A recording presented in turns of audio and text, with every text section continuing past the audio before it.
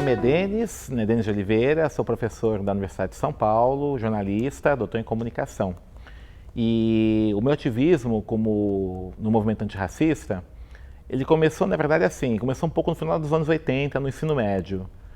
Quando a gente montou, um grupo de colegas, nós montamos um grupo de teatro no Grêmio da escola, na escola Rui Bloin, que a gente trabalhava, para discutir algumas temáticas raciais, né? A gente tinha uma visão muito ainda, muito ingênua ainda, né? Mas percebia que era um tema importante. E naquela época o diretor da escola achou que não, né, era complicado, era um diretor muito conservador, né? Naquela época as escolas públicas de ensino médio eram muito conservadoras, né? Muito autoritárias, e acabou não rolando. E depois eu entrei na universidade e aí me deparei com uma situação muito interessante, né? Lá na ECA, né? Em 82, que eu entrei. Nós entramos, naquela época o vestibular era para comunicação e tinha 85 alunos que entraram, né, nas várias habilitações. E desses 85, me parece que, acho que três alunos só que eram de escolas públicas, eram um deles, né?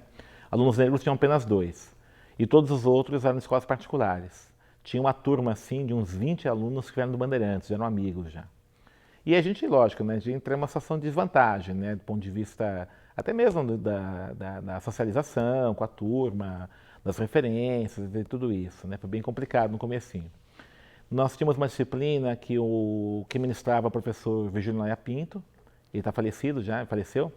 A disciplina, acho que é a História da Cultura que ele dava, no primeiro ano do curso lá de comunicação. E a gente fazia seminários sobre grandes obras, né? Mil e Uma Noites, Decameron. E ele dividia a sala em grupos, nós fazíamos, geralmente, peças teatrais, sketches teatrais, né? E naquela época, assim, eu sempre entrava nos grupos e sempre os papéis subalternos eram meus, né? Empregado, escravo, né? Fui percebendo isso, né? Acho que o único papel que eu fiz, assim, que tinha um papel mais importante foi quando nós fizemos sobre a Tropicália. E aí eu fui Gilberto Gil, né? Aí você vai percebendo né, como é que são essas discriminações, né? Muito sutis, né? E bastante presentes nas relações na universidade, tá? A gente com isso, foi me aproximando de algumas pessoas do movimento negro, né?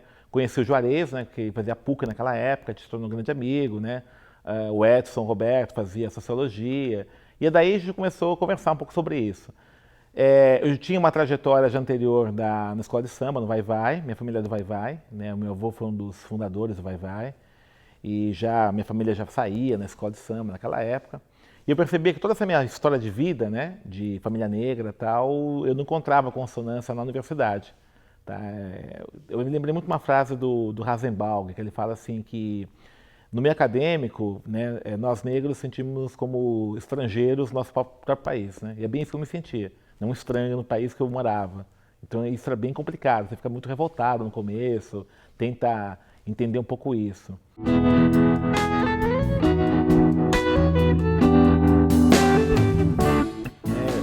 A minha primeira opção era ser jornalista, né, entrar na carreira profissional. Eu não consegui, por uma série de motivos, entre eles que eu não consegui fazer estágio no final do curso, os estágios eram muito precários, a remuneração, eu tinha que trabalhar para sustentar minha família, ajudar minha família e tal. Então eu saí da faculdade sem nenhuma experiência e a opção que minha foi entrar na carreira acadêmica, até por indicação de uma professora, que é a professora Bacega, né, que era muito, né, eu gostava muito dela, tinha uma relação legal com ela. Entrei e aí eu resolvi então estudar um pouco a questão dos movimentos sociais, a questão do racismo e tudo isso, né? Essa foi um pouco a minha trajetória. E foi muito legal isso, porque ao mesmo tempo que eu entrei no ativismo da questão racial, eu acompanhei para e passo também a questão mais teórica, né? E foi muito apaixonante. Principalmente assim, que eu vi que havia um campo enorme para a discussão, né? Muitas coisas importantes. Eu vi que era uma possibilidade de eu associar a discussão acadêmica, teórica, com a vida da gente, né, com o que está acontecendo, não é uma discussão etérea. Eu vi que era a possibilidade também de uma contribuição, né, que eu podia dar, né, na discussão antirracista, e também entrei em contato com pessoas muito interessantes, né, um deles foi Clóvis Moura, né, com o qual eu tive o prazer de conviver no final da vida dele. Naquela época a gente estava montando uma entidade, ao Negro, né, e o Juarez, né, e o Edson Roberto. E o Clóvis Moura era um dos ideólogos da entidade, uma pessoa que a gente usava como referência. Eu participei de várias atividades com ele, em Vitória, em São Paulo, debates e tal. E é muito interessante assim, né, como é que ele foi desvendando, né, essa questão do racismo no Brasil, para além de uma dimensão comportamental. Por que eu estou falando isso? Quando a gente se depara com o racismo, com o preconceito que a gente sofre, a primeira reação nossa é uma indignação com o comportamento do outro, né? E é justa isso. E a tendência é muitas vezes a gente trabalhar numa lógica de bem contra o mal, né? Uma coisa um pouco moral, né? E aí o estudo e o próprio contato com o Clóvis Moura, que foi mostrando, né, pra gente assim, eu tive essa felicidade também de ter contato com ele, que o racismo tem uma componente estrutural, está ligado à própria forma de como foi formada a sociedade brasileira, permitiu transcender, né, essa dimensão meramente comportamental, essa visão mais empírica que eu tinha, para uma visão mais conceitual, mais teórica. E isso então tem me impulsionado, né, para estudar no campo acadêmico. Nos últimos 10 anos, né, até no NEIMB, no contato com outros professores, com a professora Dilma, com a Solange, e com outros colegas, né, do departamento, de pesquisadores, né, com você, com o Billy, com a Sandra, com a Gislene, vários outros aí.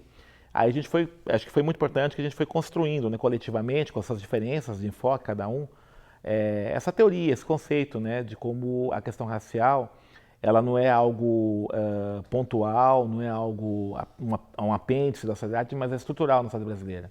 Né? O Brasil foi formado, a sociedade brasileira foi formada a partir dessa dinâmica do racismo. É isso que eu fui consolidando na minha visão.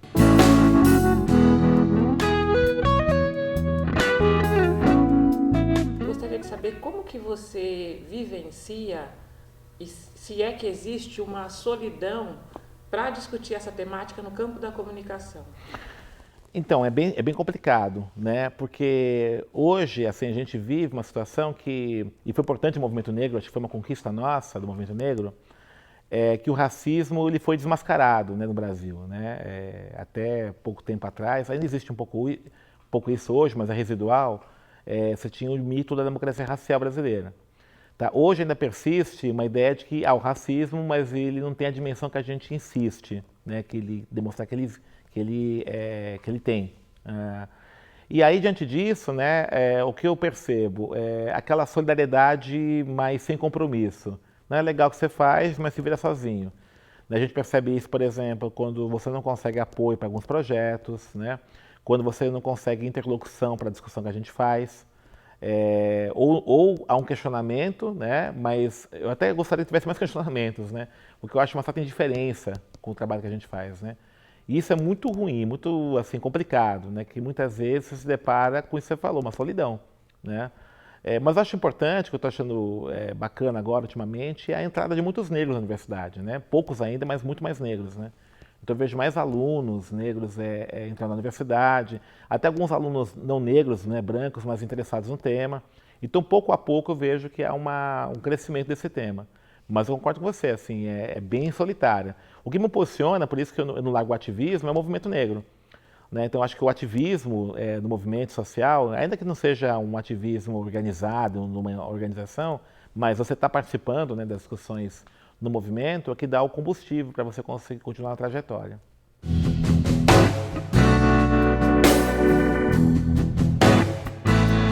Denis, agora o seu ativismo poderia também ser traduzido por uma consciência da devolutiva que a universidade dá para a comunidade?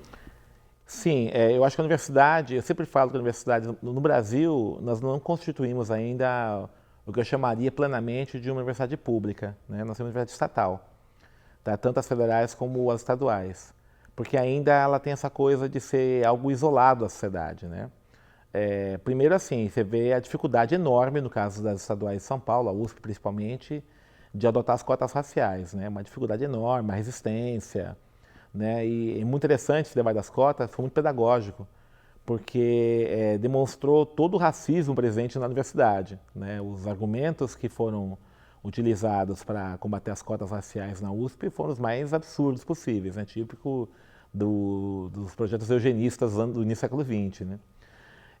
Então isso é um fato, a universidade está isolada, né? Você tem ali uma coisa muito perversa de uma elite que considera aquilo dela, né? Tem uma privatização do espaço público, até mesmo o fato, por exemplo, dela se negar a prestar contas à sociedade, dela isolar o campus assim de semana e impedir que quem não é da universidade usufrua dos seus equipamentos e tudo isso. Então, a questão do ativismo também é essa ideia, né? Eu penso que a universidade, ela não só tem que ter essa devolutiva, né? Sem dúvida, que já que a cidade banca, mas ela só vai crescer enquanto espaço de produção de conhecimento se ela tivesse contato permanente com as demandas da sociedade. Senão ela vai produzir um conhecimento para quem e para quê, né? Isso que é importante.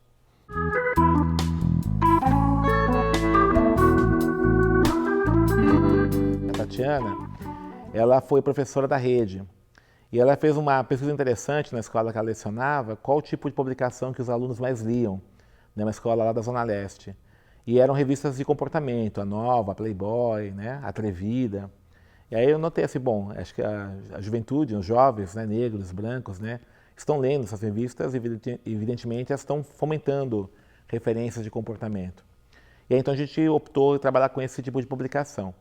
E foi muito interessante, né? Primeiramente assim, uma coisa que a gente já tinha uma ideia, mas né, os dados comprovaram isso, que a representação de negros, numérica de negros nas revistas segmentadas do Brasil, ela é inferior aos Estados Unidos, né? A Luana, que foi uma das minhas bolsistas, ela foi para os Estados Unidos, né, num intercâmbio, e ela analisou também as revistas segmentadas de lá, que são equivalentes às nossas aqui. Nós pegamos as que nós analisamos aqui. E aí, na quantificação, ela viu que chegar ali era 8,5% e a nossa que era 8,47%, quase igual. Tá, é quase igual, mas se você levar em consideração a população negra americana é 15%, aqui é 50%, então uma distorção absurda. Então lá houve um avanço mais significativo nos Estados Unidos em relação à presença negra na mídia que aqui no Brasil. Então, esse primeiro dado nós pegamos, quantitativo. E o segundo, aí nós utilizamos conceitos do professor Fernando Conceição, né, de como o negro aparece na mídia, né, aqueles 3 L's que ele fala, lúgubre, lúdico e luxúria. E aí pegamos outras categorias, né. A primeira nós pegamos é a questão da invisibilidade. Quando os negros aparecem na mídia, seja em propaganda, em fotos, ou ele aparece sozinho ou acompanhado com vários brancos. Né? Então você vai reforçando a ideia da minorização. O segundo é a difamação estética, isso principalmente nas revistas femininas. Na revista Nova tem uma coluna que chama Sexy Over. Né? Então sexy é a sexualidade desejável e o over a sexualidade acima do limite. E os comportamentos estéticos mais típicos de meninas negras são tidos como over. Então tererê, trança, né? E os cabelo liso, ou seja, que é mais utilizado nas brancas, está no sexy. A gente viu vários momentos esse tipo de coisa. E a terceira foi, nós pegamos na revista Playboy, que é a objetificação radical da mulher negra, né? A Playboy, como revista masculina, ela objetifica a mulher, né? Isso é um dado, né, que a gente tem. Mas no caso da mulher negra, né, a objetificação é muito mais radical. E a gente pegou um texto de apresentação do ensaio da Juliana Alves, né? No qual todo aquele estereótipo da mulata, sensual, está colocado ali. Né? Então isso, a gente pegou esse dado aí. Além de outras coisas, né? Aquela coisa da bundalização da mulher negra, muito intensa. Né? A Playboy ela fez um concurso em 2009, né? Com a bunda mais bonita pela internet, só votava. E quando teve o resultado, uma das meninas que foram eleitas era uma menina negra, esqueci o nome dela agora, né, mas não aparecia nem o rosto dela, os outros apareciam, então, né, não é nem gente, não tem nem cara, tá, isso foi muito presente. E a gente pegou todos esses dados e nós apresentamos e saiu num livro publicado em parceria com a CONE, né, O Negro nos Espaços Publicitários Brasileiros. E assim, um outro aluno meu, um orientando de TCC, ele pegou um pouco essa discussão que a gente fez e outras pesquisas, e é muito interessante, né, porque ele foi conversar com jornalistas, né, que dirigem redações. E todos eles negam que não há essa intenção racial, não é bem assim, né? Que dizem que aquilo é apenas uma questão de mercado. Então essa negação dos operadores da mídia é um problema muito sério, né? Há quase que uma resistência em debater a questão racial, né? Eu acho assim, uma coisa que nós estamos amadurecendo é que a Lei 10.639, que é uma lei, né, a lei que discute a questão das relações étnico-raciais na educação, que ela está presente no campo dos cursos ligados à educação, pedagogia, ela deveria estar também nos cursos de comunicação. tá? Porque hoje, né, qual o grande educador que nós temos hoje das crianças, dos jovens? É a comunicação, é a mídia.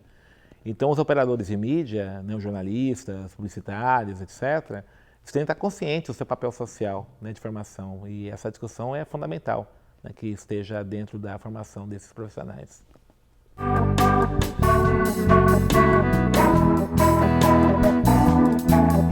Branco, branquitude, ele é como normativo, né? O branco é o normal, o branco é o humano. E o negro é sempre o outro, é o desviante. Tá? Tanto é assim, quando você vai ver cabelos étnicos, cabelo negro, né? O branco não se vê como etnia. Né? E ao não se ver como etnia, você não estabelece relações de negociação. Tá? Então fica sempre assim, fica essa coisa do Brasil que é muito estranha, né? É um país que tem racismo, não tem racistas, né? Porque todo mundo fala que tem racismo, mas ninguém se admite racista, né? Na hora que você vai tipificar com preconceito o racismo, é uma resistência enorme. Então esse é o problema, né? Enquanto assim, né, o branco, né, o não negro não se vê também como grupo social, como etnia, e que, portanto, tem privilégios em relação ao negro em função do racismo, fica difícil estabelecer relações de negociação. Então esse é o grande problema. Por isso que assim, a importância que eu vejo da Lei 10.639, né, todas as políticas aí voltadas à educação, é que elas trazem essa temática racial para todos, né? Todos vão ter que discutir. Tá? Não é uma lei para o negro, é uma lei para discutir questão racial no campo da educação, no campo da mídia. Ela altera a LDB, né? Isso é interessantíssimo. Né? Então, não é... E até uma incompreensão de alguns educadores negros que eu tenho contato. Né? Não é uma lei para ser aplicada apenas nas escolas que têm negros. Né? Então, um colégio Bandeirantes, por exemplo, que só tem brancos, também tem que ter essa lei. Tá? Porque todos que vão passar pelo processo formativo têm que ter consciência que o Brasil tem a diversidade étnica e tem o racismo. Né, e eles têm que se posicionar em relação a isso. Então, esse problema, né, de cobrar, né, do branco também uma posição em relação a isso e como ele pensa isso para estabelecer negociações, conflitos, etc., é que eu acho que é o grande desafio nosso para enfrentar o racismo hoje. Você é uma pessoa que tem uma miscigenação Uhum. Na sua compreensão. Sim. E por conta disso, você deve ser questionado cotidianamente com Sim. relação à sua postura identitária, forte, política de ser negro. Como você tem reagido a isso? Então, isso é uma coisa assim, até da minha própria identidade, que foi construída ao longo do tempo, né? Eu tenho parentes, na minha família, tenho uma avó que é alemã, né? E assim, como é que fui construindo, como é que fui criando essa opção política de ser negro? Pelo seguinte pelo fato, assim, até objetivo da minha vida mesmo, né? A minha avó, né, que é a mãe do meu pai, que é descendência alemã, ela fugiu de casa para casar com o meu avô, que era um homem negro. Então ela perdeu todos os privilégios raciais que ela tinha para ter isso. Né? Então o lugar que eu fui criado, o lugar onde eu nasci, é um lugar negro, independente da minha pele clara que eu puxei da minha avó. Né? E aí meus primos, né, meus parentes, etc.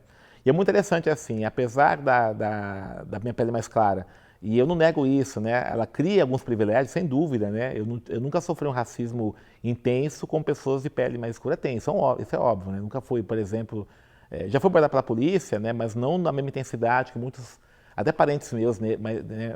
Pele mais escura tiveram. Isso é um fato que eu tenho consciência. Entretanto, o lugar né, que eu estou, que eu vivo, né, de onde eu vim, e as barreiras que eu enfrentei, inclusive, na minha trajetória pessoal, né, foram decorrentes do racismo. E é por essa razão, então, né, que eu optei, né, politicamente pela identidade negra, por conta disso. E assim, tem esse questionamento, né, mas eu acredito assim, pelo ativismo que eu tenho. Eu vejo muito mais, é engraçado hoje, né, pessoas brancas me questionarem que pessoas negras. Né, essas brancas falam, por que você está falando isso? Né? Você não é negro e tal, né? Quer dizer, querendo me desqualificar enquanto sujeito para discutir esse tema. Eu vejo muito mais na postura do branco, né, querendo desqualificar, né, a posição, a discussão que eu quero colocar, do que das pessoas negras. Né? No momento negro não tive nenhum problema, nunca tive nenhum problema sincero em relação a isso. Né? Sempre foi tranquilo. Né? Acho que isso é bem equacionado. Né?